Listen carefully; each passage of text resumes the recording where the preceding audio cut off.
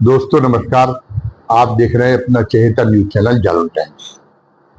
उत्तर प्रदेश में अफसरशाही को जरूरत से ज्यादा से चढ़ाने से भारतीय जनता पार्टी को लोकसभा चुनाव में दुष्परिणाम देखने पड़े, उसको दुष्परिणाम भोगने पड़े। ये बात चर्चा का विषय बनी हुई है। हालांकि अब इस पे लीपापोती करने की कोशिश की जा रही है, क्योंकि प्रधानमंत्री नरेंद्र मोदी ने तो पहले ही जो 80 सदस्यीय टीम बनाई गई थी विभिन्न निर्वाचन क्षेत्रों की समीक्षा के लिए, उसमें अपने आप को अब अलग कर लिया था, अपने निर्वाचन क्षेत्र को उससे, और राजनाथ सिंह के निर्वाचन क्षेत्र को अलग कर लिया था। तो एक तरह से तो वो तो जो है इससे बरी हो ही गए कि ये पता चल सके कि उनके खुद के पर्सनल उनके खिलाफ वाराणसी में कितनी एंटी इनकम्बेंसी थी। तो उन्होंने अपना चेहरा बचा लिया। अब योगी जी के भी चेहरे को बचाने की कवायद हो रही। अगर ठीक रहा, अफसरशाही के सिर पर फोड़ा जाएगा तो उसके लिए फिर अपने आप पे हो जाएगा कि जिम्मेदारी योगी जी की कार्यशैली है।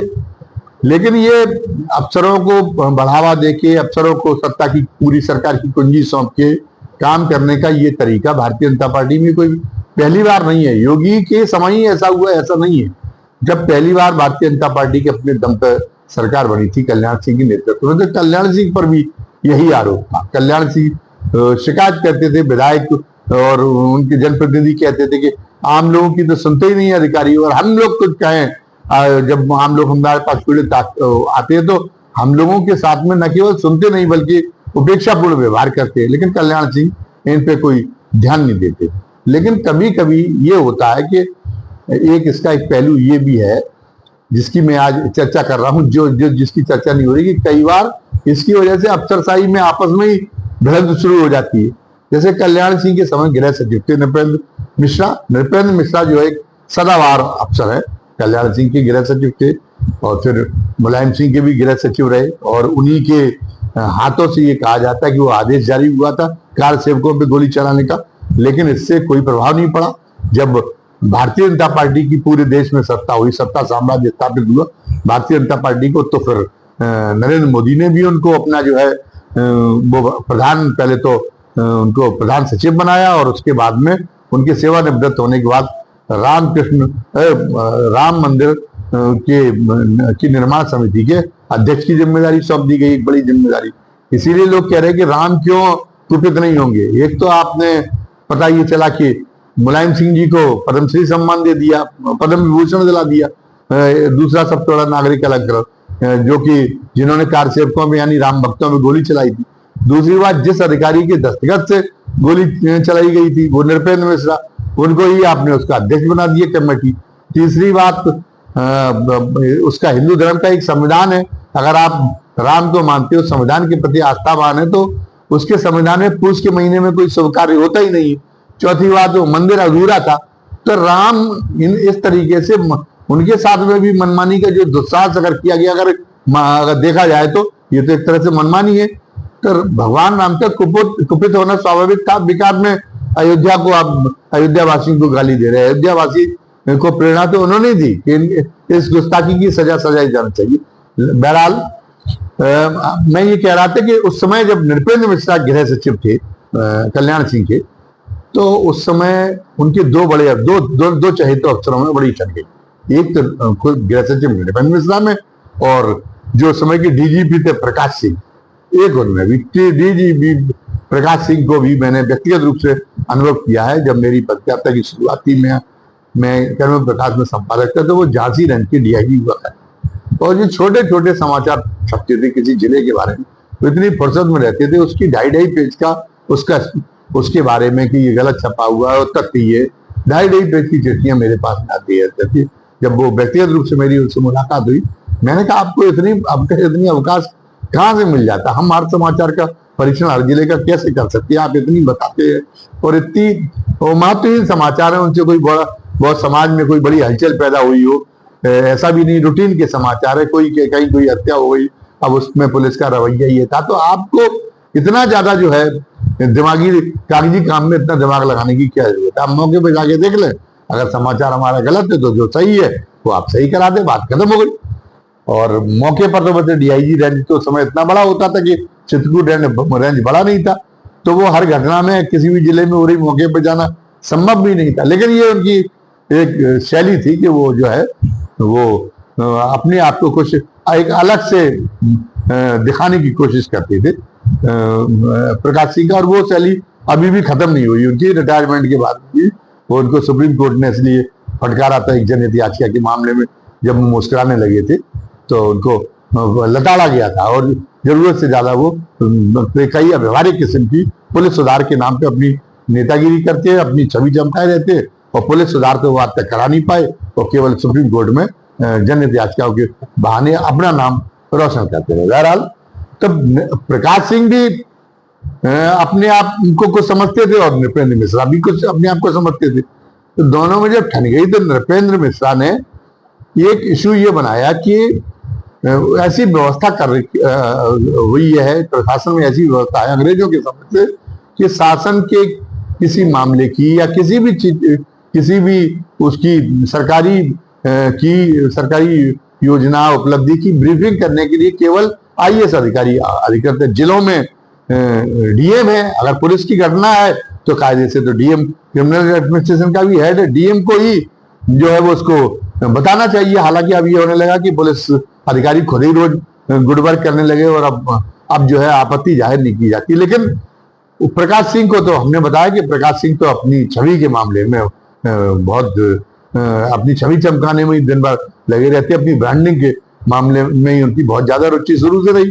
तो प्रकाश सिंह भी आए दिन अखबारों की सुर्खियों में छपे रहते थे और प्रेस कॉन्फ्रेंस करते रहते थे। तो नृपेंद्र मिश्रा ने उनको एक चिट्ठी भेजी कि आप तो प्रेस कॉन्फ्रेंस करने की अधिकृत है ही नहीं, गृह सचिव केवल पत्रकारों से बात कर सकता, आप सीधे कैसे बात कर सकते हैं, आपका ये तो उसमें आपके काम करने के दायरे से बाहर आता है और आप उसका उल्लंघन कर रहे हैं अपनी सेवा से।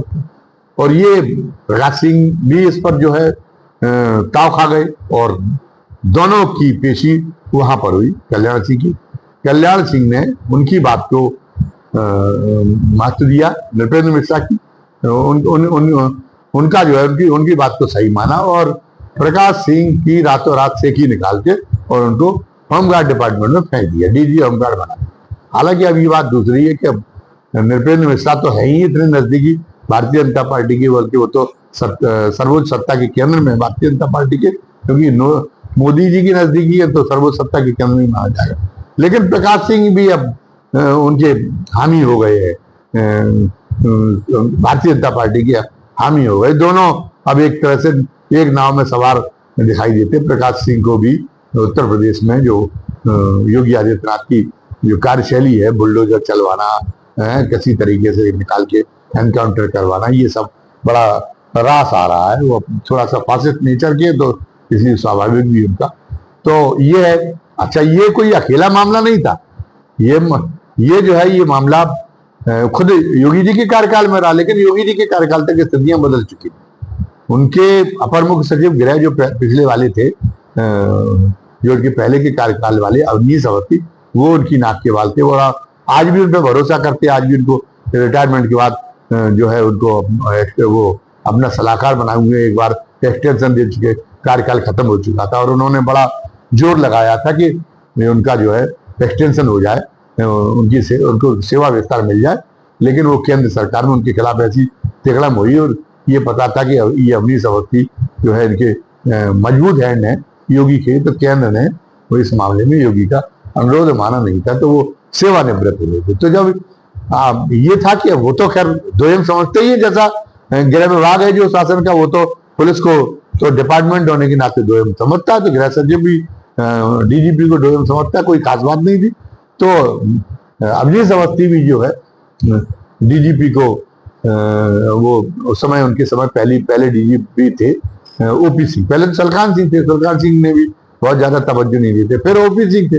ओपी सिंह को तो जो लाइव टेलीकास्ट हो रहा होता था पुलिस संबंधी किसी काम का टेलीविजन मीडिया पे, तो वहां पर एक तरीके से बिल्कुल ही धकेलते हुए जैसा देखा गया उनको अवनीश अवस्थी को। अवनीश अवस्थी खून का घूंट पीछे रहते थे, कल्याण सिंह की तरह की स्थिति थी नहीं। ओपी सिंह क्योंकि ठाकुर थे और तो इसलिए ठाकुरों के एक अलग, योगी आदित्यनाथ के दरबार में एक अलग जो है अंक है उनके, एक जो प्लस उनको अलग अंक मिलते हैं, तो इसलिए ओबीसी का वो नहीं कर पाते थे। और उसके बाद में फिर जब वो मुकुल गोयल बन के आए डीजीपी, तो मुकुल गोयल के बारे में गुमराह करना उनको आसान रहा अवनीश अवस्थी को। तो अब मुकुल गोयल को बेहद शरीफ अधिकारी माना जाता था, कोई उन पर उनके खिलाफ कोई चार्जशीट भी नहीं दे पाया शासन, कोई ऐसा उनके ऊपर आरोप नहीं था। और उन्होंने कहा पुलिस भर्ती में थे, तो पुलिस भर्ती में तो मोहित शर्मा भी थे, जो आपने एडीजी जॉन अभी बनाया बरेली में जिनको, तो वो कोई इशू नहीं था। लेकिन वो अवनीश अवस्थी कान भरने से वो जो है योगी आदित्यनाथ ऐसे हो गए कि उनकी सरकार में पहली बार किसी इतने जो है ऊंचे कुर्सी पर बैठे अफसर को इतना जलील किया हुआ है सार्वजनिक रूप से, और फिर उसको पद से हटाया गया। उनको 20 टर्म में ही हटा दिया गया, और 20 टर्म में ही हटा के उनको नागरिक सुरक्षा विभाग सौंप दिया गया। शेष उनको 2-2.5 साल तो नागरिक सुरक्षा विभाग में ही रखा गया, वहीं से उनको वो सेवा नहीं करते थे। लेकिन उसके बाद ये सोच रहे थे वो कि हम अपनी मंशा का जो है वो डीजीपी बनवा लेंगे अवनीश अवस्थी। तो उन्होंने देवेंद्र सिंह चौहान के साथ मिलके ये हो रहा था, जो समय डीजी इंटेलिजेंस थे मुकुल गोयल के खिलाफ षड्यंत्र। लेकिन जैसे ही डीजीपी की कुर्सी संभाली, तो फिर वो काम जो वो ओपी सिंह कर रहे थे वही उन्होंने शुरू कर दिया। तो वो भी देवेंद्र सिंह भी ठाकुर थे, तो इसलिए अवनीश अवस्थी की सीमाएं थी, वो बाबा के चाहे जितने चाहते हो, लेकिन बाबा अपने हाथों से अब किसी ठाकुर अधिकारी का तो नुकसान कर नहीं सकते, बाबा यानी योगी आदित्यनाथ। तो फिर वो देवेंद्र सिंह की पत्नी ही वहां के सरकार में डीओबीटी में, वो उनका भी एक रोल माना जाता, जो अवनीश अवस्थी का जो है एक्सटेंशन नहीं हो पाया।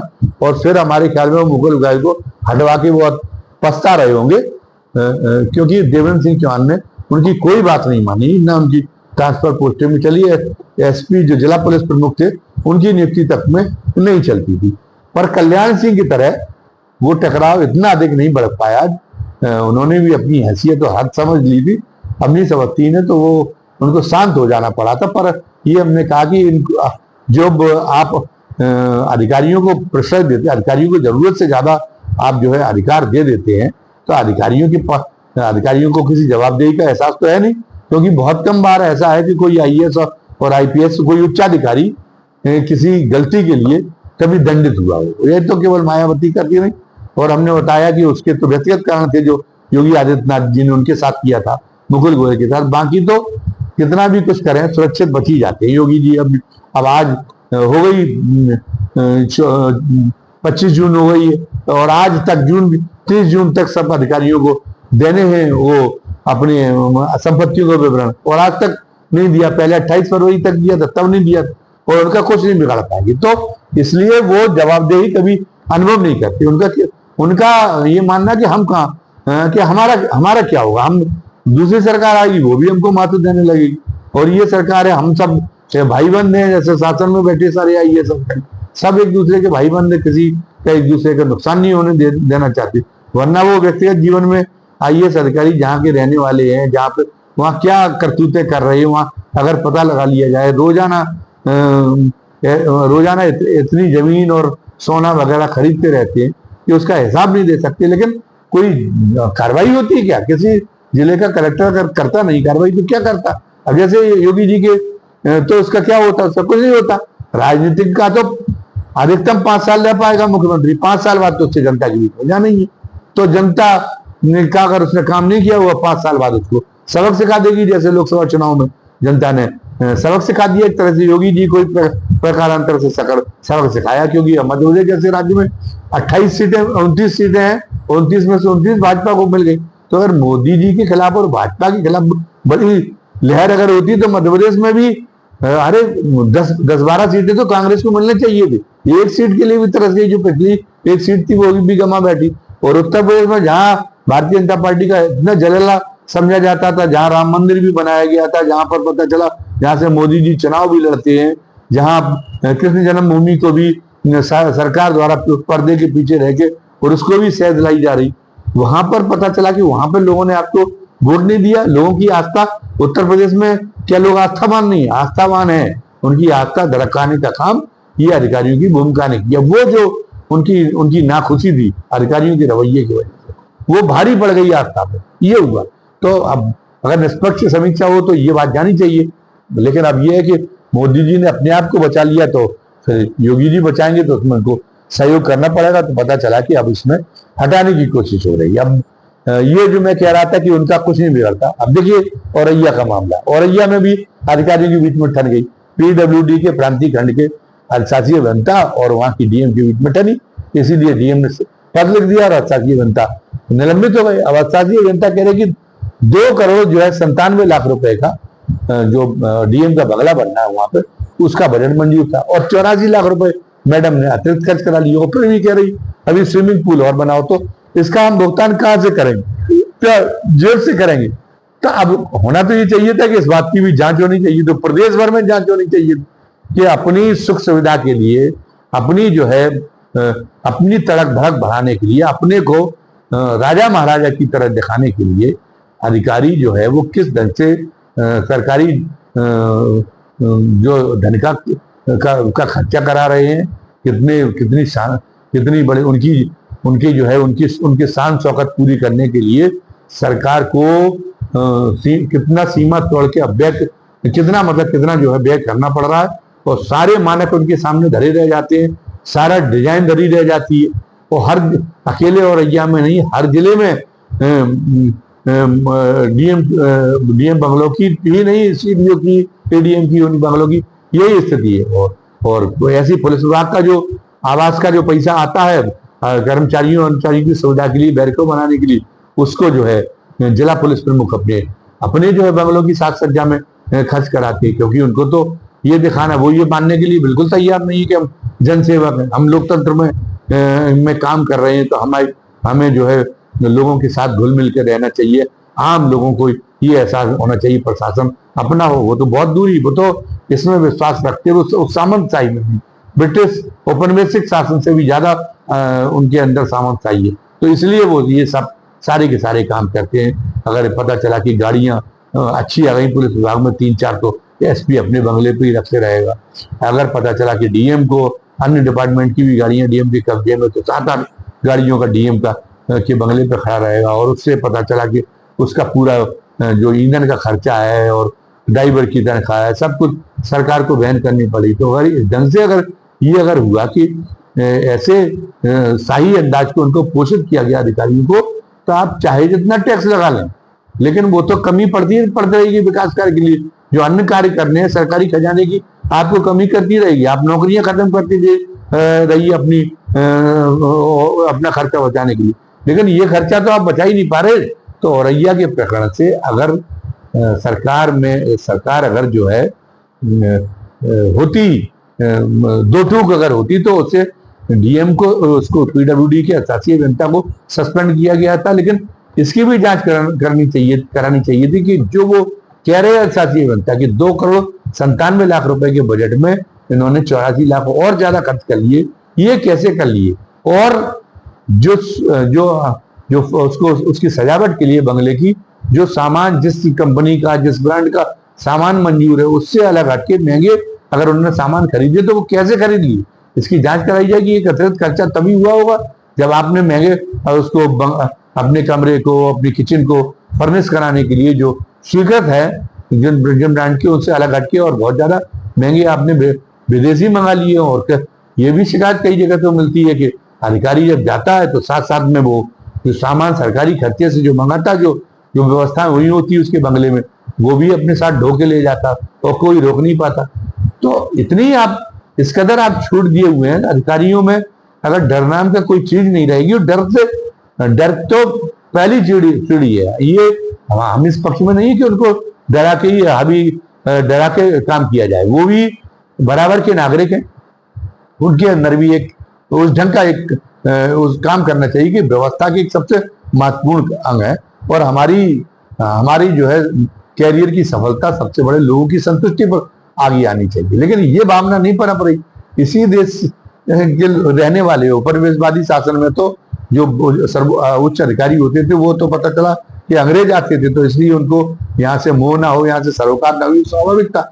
लेकिन ये कैसी हमारी शिक्षा और कैसी संस्कृति ये आजादी के बाद में भी चल रही, वो भी अपने आप को ये समझ रहे हैं कि नहीं, हम तो इनसे कोई सुपर नस्ल के लोग हैं जो यहाँ आम आदमी लेते हैं। आम परिवार से आया हुआ एक लड़का डीएम और एसपी बनने के बाद में उसके मिजाज का क्या हाल होता है, गुरूर का, वो जो है वो जिन्होंने उसको भोगता है, वो जो जमीन पे काम करते हो, जिसमें भारतीय जनता पार्टी के कार्यकर्ता और आज जो मंत्री बन गए वो भी अब बात नहीं है। वो भी जब सत्ता में नहीं थे तो वो भी उनके उस मिजाज को वो कर चुके हैं। तो किसी भी उसका इतना अदम नहीं करना चाहिए, किसी की तेज के आगे इतना निस्तेज नहीं हो जाना चाहिए किसी सरकार को, जितना अफसरशाही के आगे यूपी में हुई है। तो कल्याण सिंह अपनी तमाम अच्छाइयों के बावजूद भी उनका शासन कुल मिला के ईमानदारी का शासन था, कुल मिला के पहले शासन की बात करूं निष्पक्षता का था, लेकिन वो भी बहुत अधिकारियों के कारण से बदनाम हुए थे और उनकी लोकप्रियता में भी गिरावट हुई थी। और योगी जी के साथ में भी यही हो रहा है कि योगी जी भी पे भी बात सही है कि कोई पैसे लेने का कोई कलंक नहीं है, उद्योगपतियों को साधने का कोई कलंक नहीं। ये सारी कुल मिला के वो उनकी अपनी पूर्वाग्रह और धारणाएं छोड़ दी जाए तो वो कुल मिला के उनके अंदर इंसाफ पसंदगी भी है, लेकिन वो फिर उनको जो है किसी के अधिकारियों की आभा मंडल से वो अपने आप को इतने निश्चित कैसे हो जाते हैं अधिकारियों की आभा मंडल के आगे, मतलब उनकी जो है उनका वो जो है उनका जो साहस कहाँ चला जाता है उनका। तो ये विचारणीय विषय है। आपको आज का वीडियो कैसा लगा? खास तौर से नए दर्शकों से हमारा निवेदन है कि अगर उन्हें आज का वीडियो दिलचस्प लगा हो तो भविष्य में भी ऐसे ही वीडियो सुनते रहने के लिए वो सबसे पहले तो हमारा चैनल सब्सक्राइब करें, लाइक करें, जिससे मैं प्रोत्साहित भी होंगे, और साथ ही बेल आइकन दबा दें ताकि हमारे हर नए वीडियो का नोटिफिकेशन आप तक पहुंच जाया करे। और ये जो विचारोत्तेजक विषय आज प्रस्तुत किया गया इस वीडियो में, इसके बारे में आपके पास में भी जरूर निश्चित रूप से महत्वपूर्ण सम्मति होगी, महत्वपूर्ण इसके संबंध में आपके पास में विचार होंगे तो वो कमेंट बॉक्स में लिखना न भूलें। धन्यवाद। जय हिंद, जय भारत।